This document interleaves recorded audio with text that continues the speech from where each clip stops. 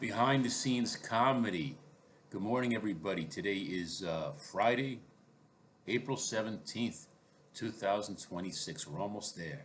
We almost made it to the weekend. So today's subject, the correlation between jazz and comedy. I was reading actually in a book one time, actually a comic was talking about that. You know, at the time it seemed kind of weird to me, but as time progresses, I realize it more and more because in both jazz music and comedy, you're doing improvisation.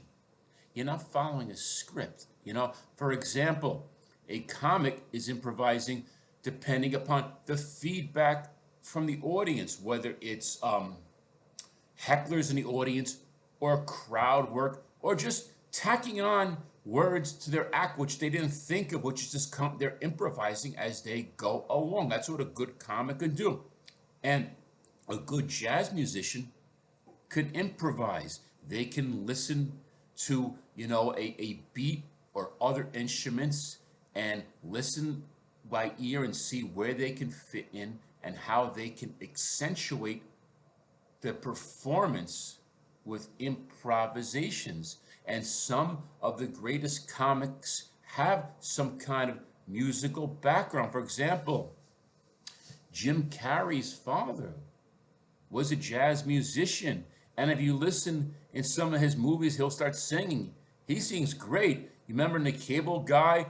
He starts singing, "Salt peanuts, salt peanut. I never go back to Georgia." I believe Billy Crystal grew up around jazz music. I believe his parents were friends with musicians who would come over and play albums. I'm trying to think who else. Sid Caesar, the great comic and actor. I believe he originally was a saxophone player. And in my experiences, because I've done both comedy, I've improvised, and I've done jazz music. And personally, I find music to be more rewarding, mainly because the feedback that I get from people. Maybe because comedy is such a competitive art, or maybe because I'm not that funny, or maybe people don't get me. But just for an example, I have several YouTube channels, but one is for comedy, and one where I play the trumpet, right? And I pump content into both these YouTube channels on a daily basis. But on the comedy channel, I only have 81 subscribers, and if I'm lucky, I get some my longer view most of my longer viewed videos. I get zero views. If I'm lucky, I get one like. Whereas on my trumpet YouTube channel, I have 374 subscribers, and some of my videos I get 1,000 likes. I'm even thinking about me putting the Cash App link up just to see, because when I play in the street, I'm just practicing sometimes, and people come up and they give me money. People want to give me money. I don't ask them. So there must be something good about my music. I think people like me as a musician. I don't think that they like me as a comic, because really, we could trash talk comics and the whole comedy scene and how they're a lot of them are stuck up assholes. But the truth of the matter is, the audiences have to like you. The audience have to connect with you. And audiences don't get me.